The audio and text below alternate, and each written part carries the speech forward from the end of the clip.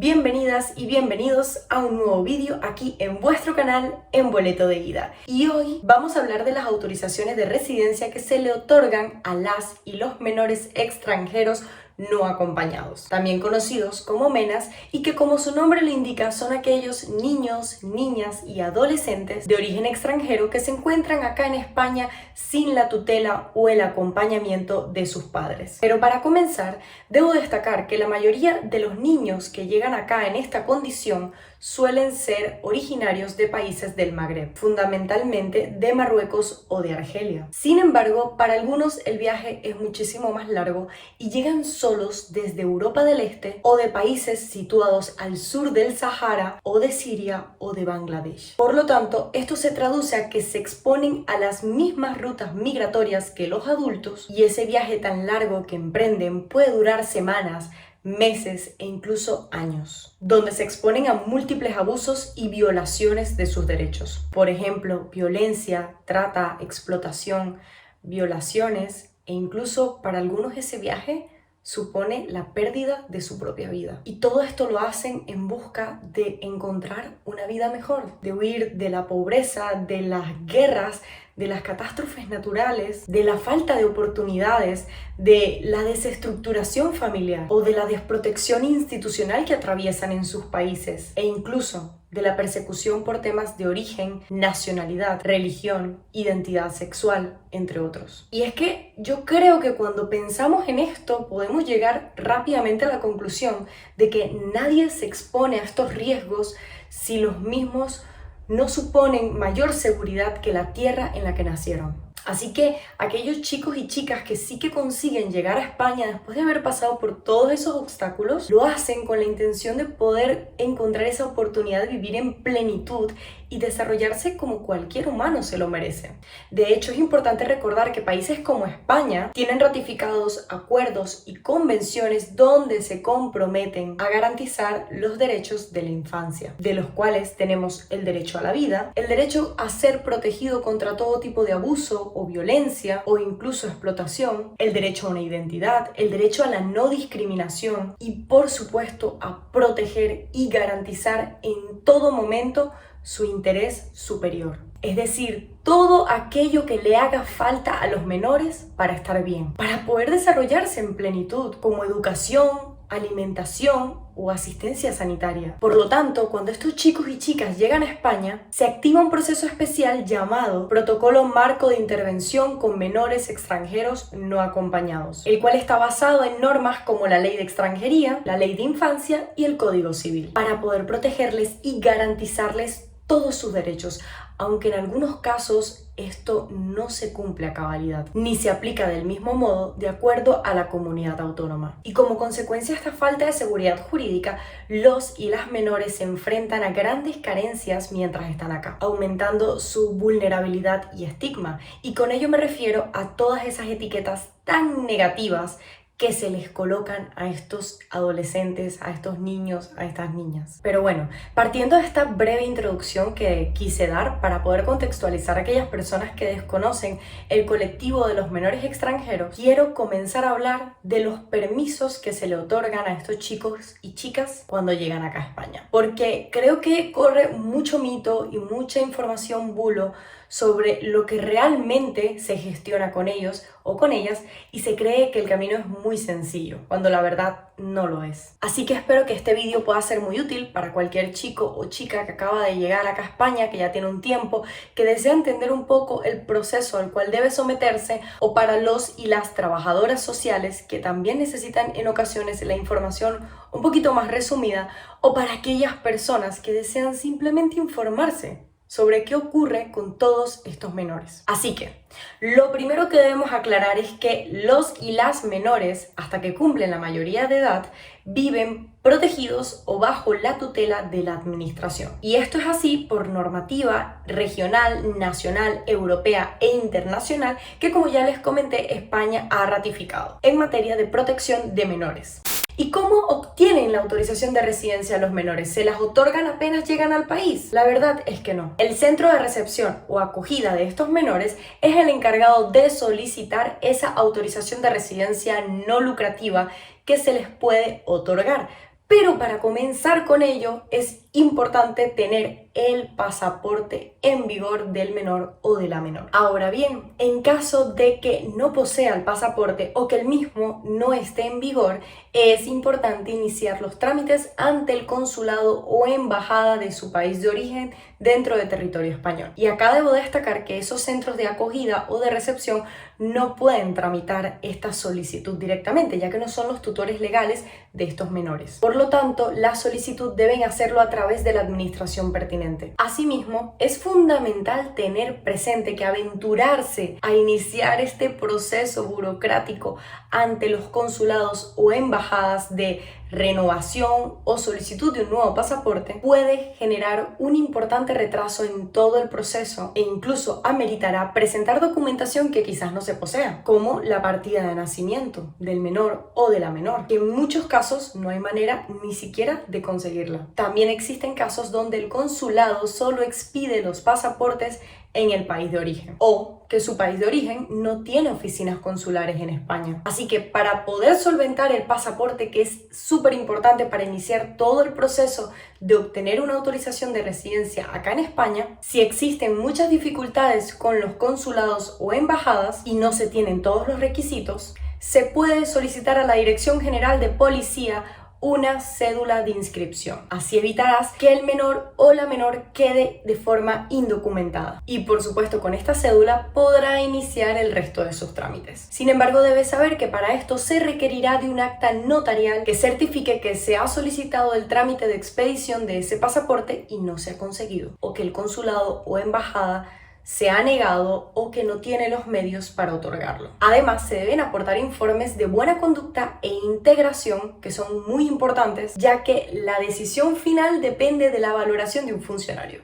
Ahora, solventada esta parte, y si ya tienes la cédula de inscripción o tu pasaporte, ahora sí podrás iniciar todo el trámite de solicitar tu autorización de residencia, aunque es importante que antes de esto te empadrones. Y si tienes dudas con el empadronamiento, puedes hablarlo con tu trabajador o con la trabajadora social y ver por acá un vídeo que te voy a dejar explicándote la importancia del mismo. Pero bueno, para no retrasarnos y retomando el proceso de la autorización de residencia, debes saber que desde los centros se les solicita a las direcciones territoriales la documentación reglamentaria que les autorice a presentar la solicitud del permiso de residencia de los menores. Por lo que acá los y las trabajadoras sociales deben recibir autorización por escrito, y esto para cualquier trámite que deban hacer para que puedan actuar en representación de las direcciones territoriales y así por fin poder presentar la solicitud de autorización de residencia no lucrativa ante la subdelegación del gobierno correspondiente.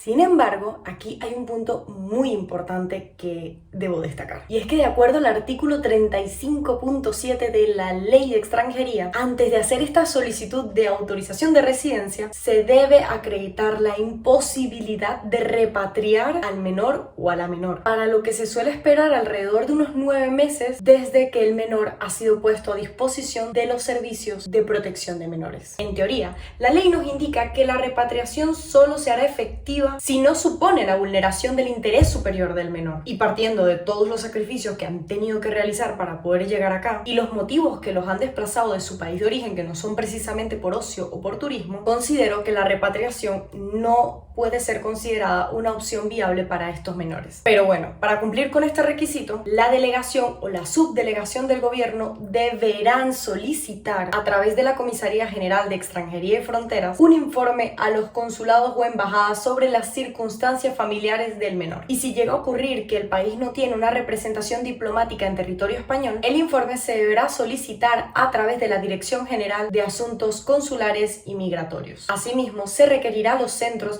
que aporten cualquier información que dispongan del menor o de la menor. Y aprovecho para acotar que los propios menores pueden solicitar su repatriación si así lo consideran o desean, pero debo destacar también que este escenario es menos probable. Ahora bien, retomando el proceso y superado todo esto que ya les indiqué, entonces él o la menor ya tiene la autorización de residencia, la cual luego de la solicitud no suele tardar más de un mes en llegar como favorable, pero como su vigencia inicial es de un año, lo más habitual es que cuando por fin llegue toque renovarla, porque la fecha de inicio de esa autorización de residencia es la fecha en la que el menor o la menor fue puesto bajo tutela de la administración pública. Y como lo he ido explicando, todo este proceso de los MENAs es bastante burocrático, confuso, por lo que puede llevar varios meses o más de un año conseguir para algunos llegar al punto de solicitar la autorización de residencia. Y yo creo que es perfectamente entendible porque creo que incluso a mí me costaría muchísimo. Pero bueno, en caso de que ya tengan aprobada esa autorización de residencia, vendrá el momento de solicitar la expedición de su tarjeta de identidad de extranjero, lo que va a sumar un mes o 45 días más al proceso. Y la tarjeta de identidad de extranjero es lo que se conoce como TIE. Y la TIE es ese plastiquito o documento que acredita que vives en España con algún tipo de permiso o autorización de residencia o estancia. Ahora bien, no todos los menores y las menores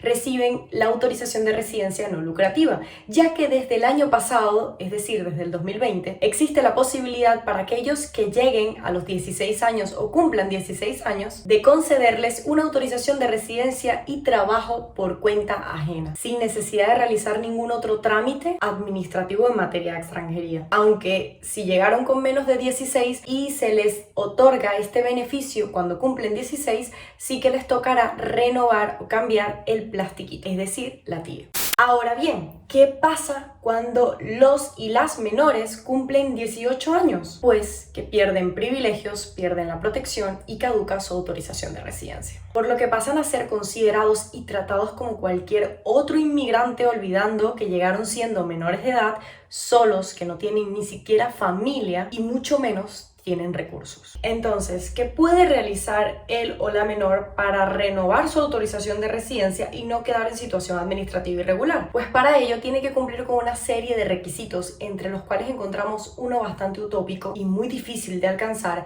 y es demostrar que tienes medios económicos suficientes para tu sostenimiento. Esto quiere decir que cuentas con medios propios, por ejemplo, ahorros, o que posees un contrato de trabajo con ciertas características para que te puedan aprobar esa renovación. En el caso de que sea por medios propios, se les solicitará para la renovación demostrar que cuentan con el 100% del IPREM, lo que supone unos 564,90 euros al mes. Y aquí tengo que destacar y recordarles que los y las menores vienen de estar tutelados y protegidos en centros de acogida, que muchos de ellos no obtuvieron permisos de trabajo y que ni siquiera cuentan con recursos, por lo que exigirles esa cantidad de dinero mensual cuando ni siquiera quizás han trabajado me resulta bastante incoherente. Pero bueno, en conclusión, si desean renovar y no cuentan con el contrato de trabajo, deberán demostrar los medios económicos que ya les comenté, o conseguir acceder a una prestación social o a una vivienda tutelada de emancipación, que son opciones bastante difíciles de conseguir para muchos y que varían de acuerdo a la comunidad autónoma. Pero bueno, en caso de contar con ese contrato de trabajo, es importante que sepas que el mismo debe ser de jornada completa por un año y que le puedan ofrecer el sueldo mínimo. Es decir, que son prácticamente las mismas características que se solicita que acredites con el contrato del arraigo social. Como recomendación, creo que es muy importante y hace mucho más sencillo el proceso solicitar la modificación de la autorización de residencia cuando el menor todavía no ha cumplido los 18 años y aún se encuentra trabajando, en caso de que tenga trabajo. Y esto es posible hacerlo ya que por ley se contempla la posibilidad de realizar renovaciones o modificaciones hasta 60 días antes de que caduque la autorización de residencia. Ahora bien, en el caso de que él o la menor esté trabajando y cumpla la mayoría de edad y no haya hecho la modificación antes, será en este caso su empleador quien deba presentar y certificar esa oferta laboral ante la oficina de extranjería y pagar las respectivas tasas. Ahora, si el chico o la chica cumple los 18 años sin haber trabajado, pero justo en ese momento consigue un trabajo, caducará su residencia no lucrativa, la cual deberá renovarla para posteriormente solicitar su modificación a una autorización de residencia y trabajo por cuenta ajena, y para lo que necesitará un contrato de trabajo con las indicaciones que les comenté anteriormente. Pese a ello, es muy importante destacar que en este caso ocurre lo mismo que el arraigo social, y es que el menor o la menor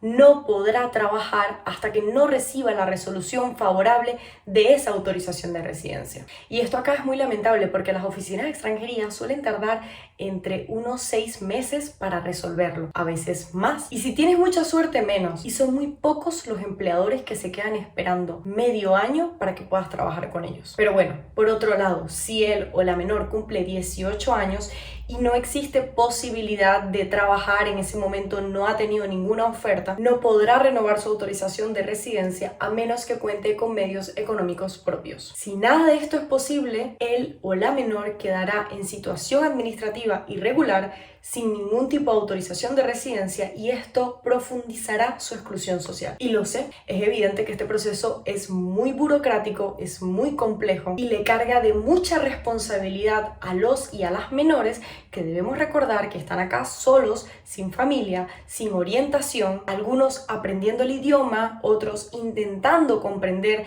la nueva cultura del sitio al que han llegado, por lo que ubicarse con todos estos procesos jurídicos administrativos resulta bastante difícil. Sin embargo, todos estamos a la espera de la reforma del reglamento de extranjería, que podría cambiar todo este escenario. Esta reforma se encuentra pendiente del dictamen del Consejo de Estado y de la posterior aprobación en Consejo de Ministros. No obstante, el problema está en que cada día que pasa sin tener esa reforma, sin tener los cambios que puedan evitar este tipo de exclusiones, se siguen generando consecuencias muy negativas en la vida de muchísimas personas y entre estas de los jóvenes que desean estudiar y trabajar y que en muchos casos no se les permite, jóvenes que a veces no consiguen renovar sus permisos de residencia porque no cuentan con los medios económicos suficientes. Pero es que ¿cómo los van a tener? Yo recuerdo que cuando tuve la oportunidad de empezar a regularizar mi situación, tardé en iniciar el proceso porque yo no tenía suficiente dinero para poder optar por un abogado privado. Y los abogados públicos o de los servicios de atención jurídica del ayuntamiento estaban tan copados de trabajo que no podía optar por ellos. Si yo, que no llegué siendo menor de edad, me costó tanto tener medios económicos para algo, imagínate estos chicos y estas chicas. Ponte en esos zapatos por un momento. Algunos ni siquiera consiguen acceder por primera vez a la autorización de residencia, ya sea porque no fueron reconocidos como menores de edad o porque no consiguen el respaldo, la información y la orientación necesaria y los perdemos en el camino.